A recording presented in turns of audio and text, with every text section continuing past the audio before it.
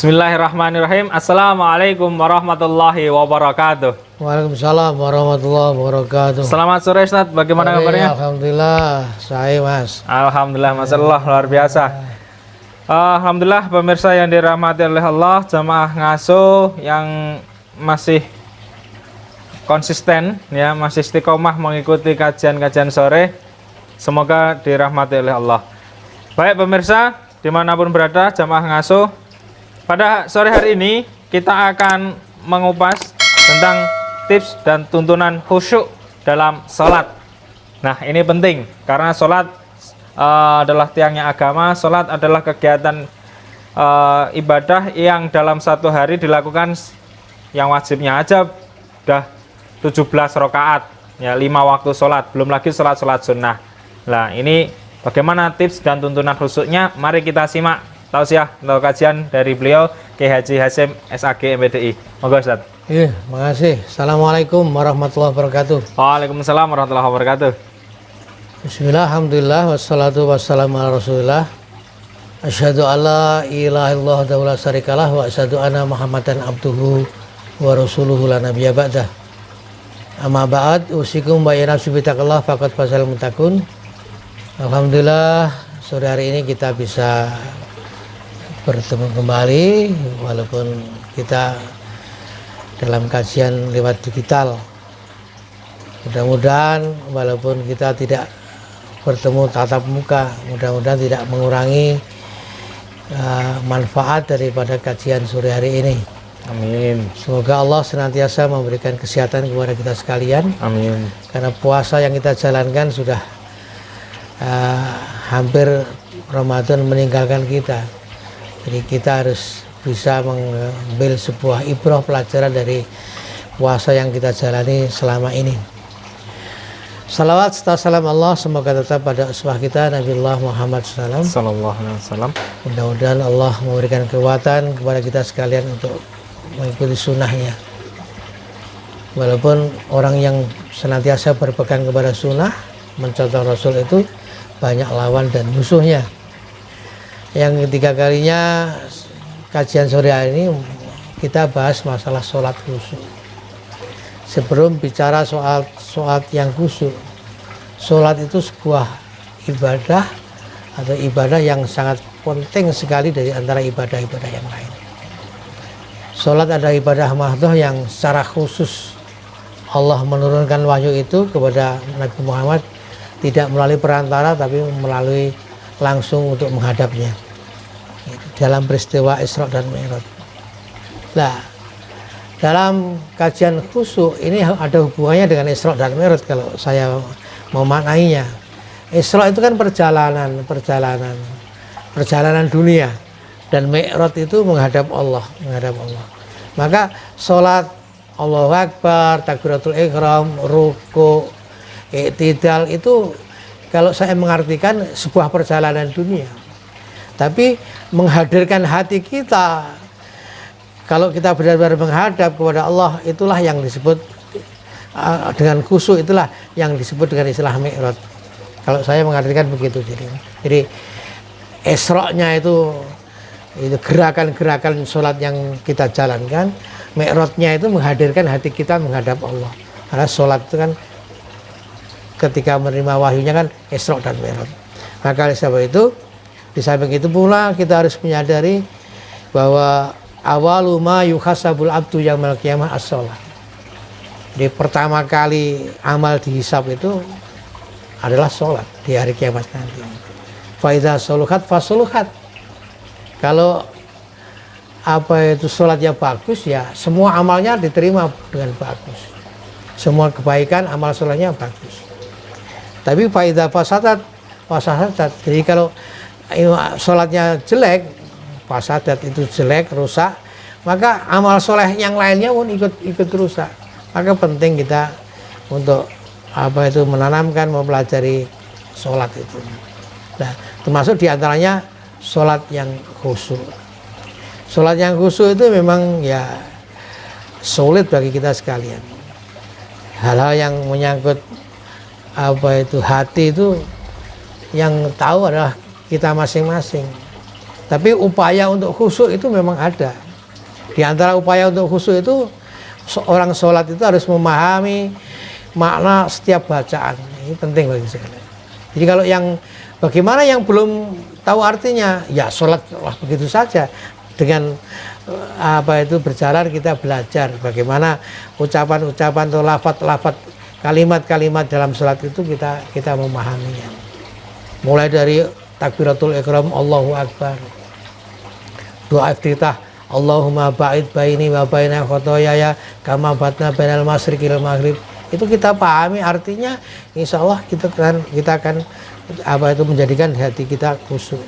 Jadi kita tidak sekedar tahu bacaannya saja dan juga gerakannya saja, tapi juga bagaimana menghadirkan hati kita kepada Allah, menghadap Allah itu juga penting. Bahkan Rasulullah bersabda, ro'a rajulan, Rasulullah melihat seorang laki-laki mengasuh bilihiyatihi, mereka dalam salat itu memain-mainkan lihiyah itu jenggotnya fis sholati, dalam salat. Terus maka lau husnal qalbu hadza ashatu jawarih, ketika dia memainkan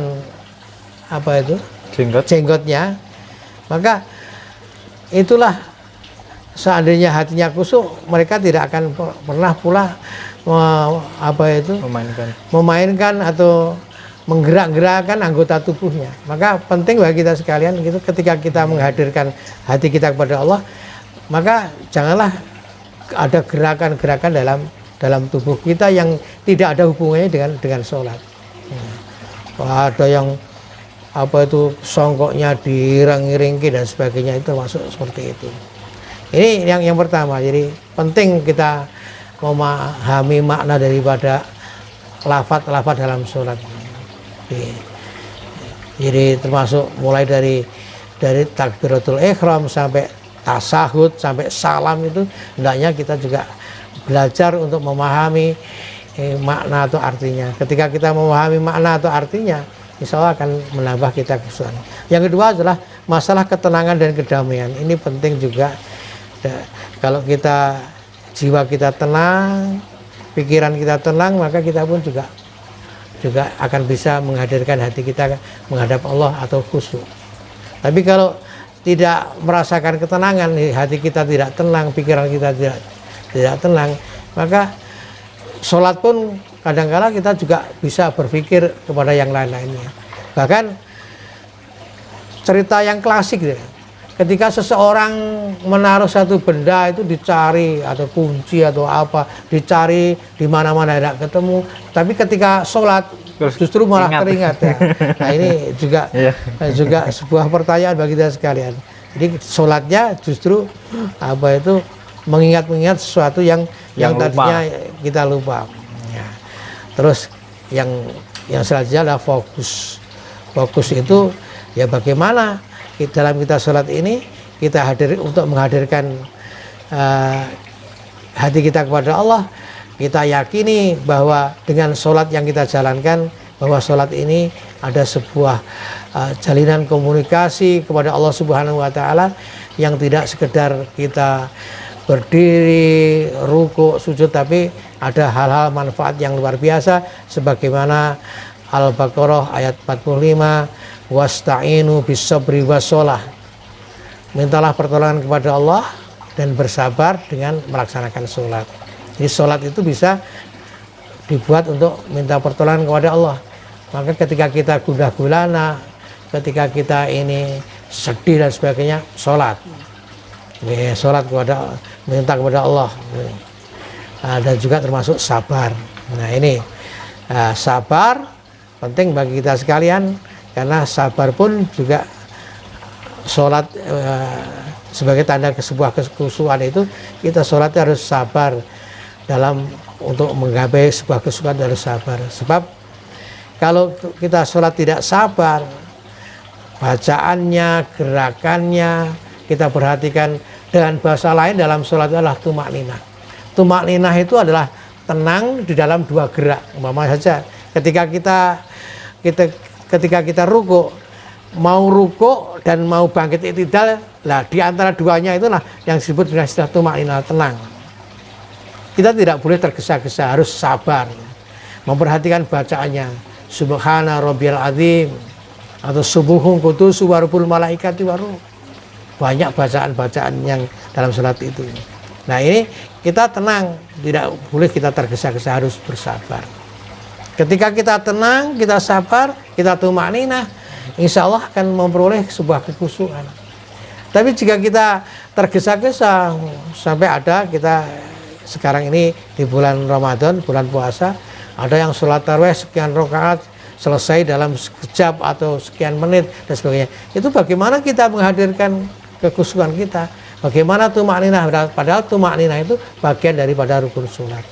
Dengan kata lain, ketika kita sholat memperhatikan rukun sholat yang tumak ninah itulah, insya Allah kita bisa khusyuk dalam sholat, sehingga apa yang dikatakan, yang difirmankan oleh Allah dalam surat Al-Mu'minun, a'udzubillahi minasyaitonir rajim, qad aflahal mu'minuna alladzina hum fi sholatihim khashi'un. Telah beruntunglah orang-orang yang beriman, yaitu mereka yang di dalam sholatnya khusyuk. Mudah-mudahan dengan kajian sore hari ini, sholat kita tidak tergesa-gesa, belajar memahami arti atau makna apa yang kita ucapkan. Terus yang ketiga, bahwa sholat tidak sekedar melafatkan dan menggerakkan tubuh kita, melafatkan melalui lisan kita, tapi juga bagaimana hati kita ini hadir menghadap kepada Allah Subhanahu wa taala. Kurang lebihnya maaf. Nasrul minallah wa rahmatullahi wabarakatuh. Wassalamualaikum warahmatullahi wabarakatuh. Waalaikumsalam warahmatullahi wabarakatuh. Masya Allah pemirsa yang dirahmati oleh Allah, ini adalah sebuah kajian yang sangat menarik, karena ini selalu kita kerjakan, temanya selalu kita kerjakan, dan ini menyangkut terhadap kehidupan kita, terhadap ibadah kita, yaitu terhadap sholat kita. Di bagaimana poin khusyuk sholat ini sangat menjadi perhatian dalam agama kita. Nah, menurut saya Ustadz, ini ada beberapa pertanyaan. Di antaranya pertama, ketika kita melaksanakan sholat jamaah, terus mendapati atau menjumpai imam yang suaranya pelan. Nah ini kan pasti membuat hati kita tidak tenang. Ini suaranya kok pelan, ini udah waktunya ruku apa belum? Apalagi kalau ketika ruku atau bahkan sujud, kita nggak tahu ini imamnya sudah berdiri apa belum. Nah ini kan menyebabkan terganggunya kekhusyukan kita. Nah ini bagaimana sikap kita? Nah, yang namanya makmum yang pertama harus mengikuti imam. Ini sebuah kewajiban seorang makmum mengikuti imam itu. Nah, dalam kondisi imam seperti itu ya kita terima. Kita terima, namun jangan sampai kita mengurangi kekhusyukan kita. Terus yang kedua, ketika kita dalam sebuah komunitas yang memang sehari-hari di situ, maka harus dalam sebuah jamaah itu harus kita perhatikan, kita komunikasikan dengan yang lainnya. Karena memang ada kaidah-kaidah siapa sesungguhnya yang berhak menjadi imam. Nah ini, jadi kalau mereka menjadi imam sudah bacaannya tidak jelas, suaranya tidak keras, nah ini kan harus kita perhatikan. Kalau kita memang dalam satu jamaah setiap harinya di situ, komunitas kita di situ, jadi kita bahas takmirnya bagaimana, membahas tentang imamnya. Sudah barang tentu ada kaidah-kaidah untuk memilih imam. Yang imam itu yang pertama mereka yang fasih bacaannya, banyak pengetahuannya dan sebagainya. Nah, ketika ada orang yang sama-sama pandainya dalam bacaannya dan hafalnya dalam Al-Quran, mungkin ada kelebihannya, pengetahuan agamanya, terus berikutnya tentang masalah lamanya di situ dan sebagainya. Akhirnya ketemu bagaimana memilih imam yang baik dalam komunitas itu. Ya memang ya mereka yang walaupun lebih lama bertempat tinggal di situ, tapi karena bacaannya kurang dan sebagainya harus menyadari kalau mereka harus menjadi makmum, tidak menjadi imam, karena imam itu penting bagi sholat jamaah atau dalam sholat jamaah. Ketika imamnya ya kacau, ya sudah pada itu jamaahnya ya kurang begitu sempurna. Ini yang pertama. Baik, terima kasih Tat atas jawaban yang pertama. Terus berikutnya Tat, ini ketika kita sholat berjamaah kan imam pasti menghimbau kepada jamaah sawu sufufakum dan seterusnya, lurus dan rapatkan shaf. Lah ini lurus dan rapatnya shaf ini apa juga berpengaruh terhadap khusyuknya sholat Tat? Ya kan, kalau dilengkapi kan sawu sufakum fa inatas biata sufufi minta sholat. Luruskan shaf atau barisan, karena lurusnya shaf itu adalah bagian dari sempurnanya sholat ya, minta mami sholat. Karena bagian dari sempurnanya sholat sudah barang tentu. Rapatnya sebuah barisan atau shaf itu bagian dari kesempurnaan sholat, bagian dari sebuah kekhusyukan. Jadi kalau memang dalam situasi normal harus begitu itu. Jadi jangan sampai ada, karena ini sebuah ibadah, jangan sampai dibuat gurauan. Kalau apa itu shafnya renggang, malah seneng kalau setan bisa ikut sholat ya, ini gurauan. Harus kita hindari, harus kita hindari. Ini seperti itu.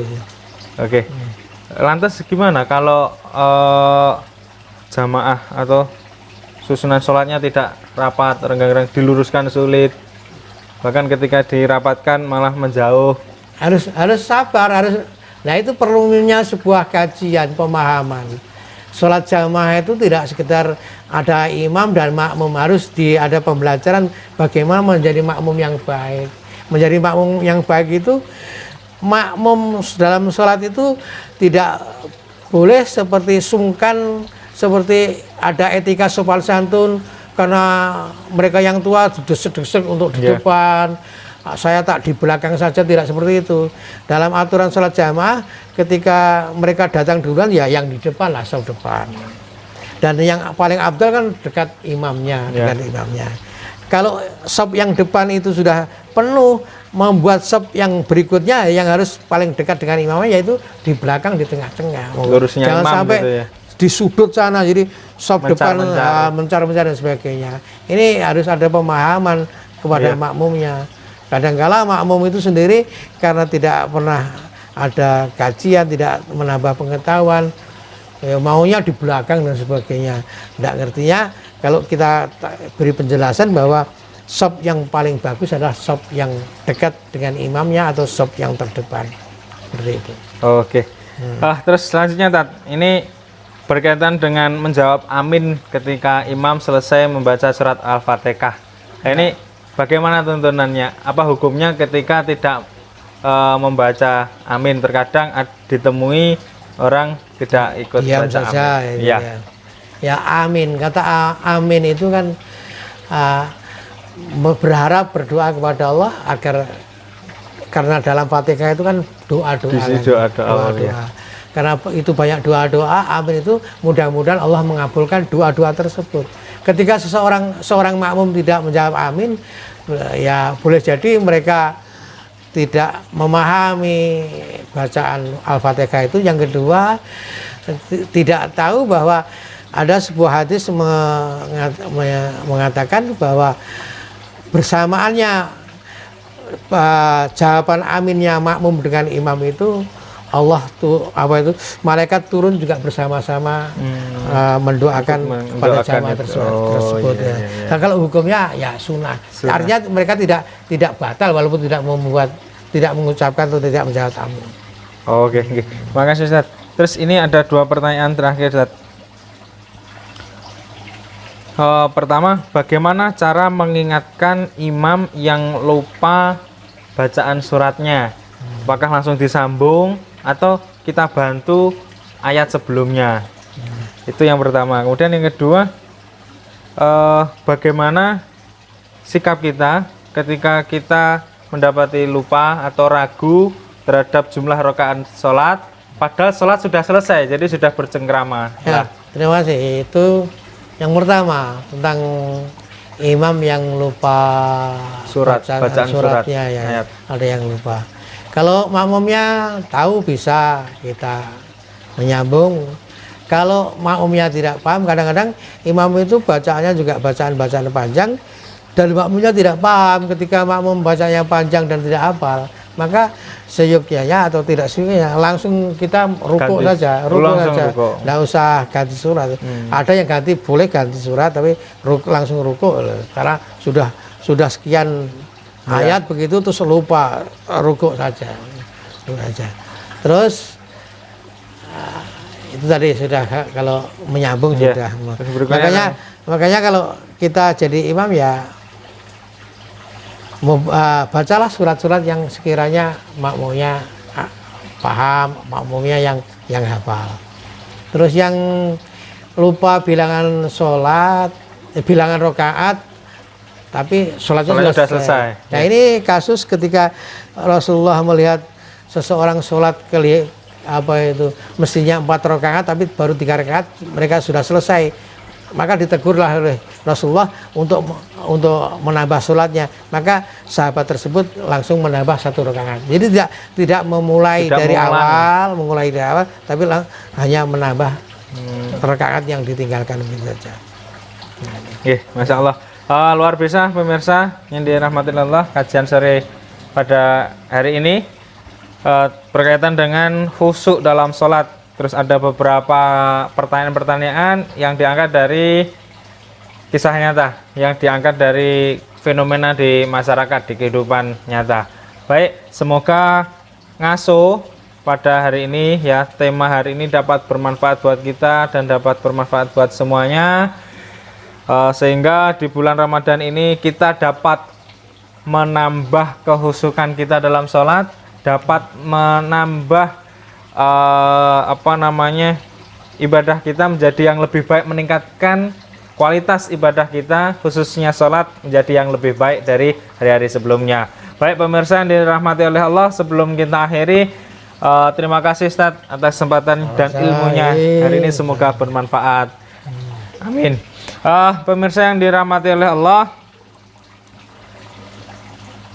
sebelum saya akhiri, saya akan mengingatkan terkait apa yang sudah saya sampaikan di beberapa segmen yang lalu, bahwasanya mengingat ini sudah mendekati hari raya, maka dikhawatirkan nanti ada pertanyaan yang belum kita jawab, maka untuk kolom pertanyaannya atau link pertanyaannya kita tutup, dan kami mohon maaf yang sebesar-besarnya bagi Bapak Ibu jamaah yang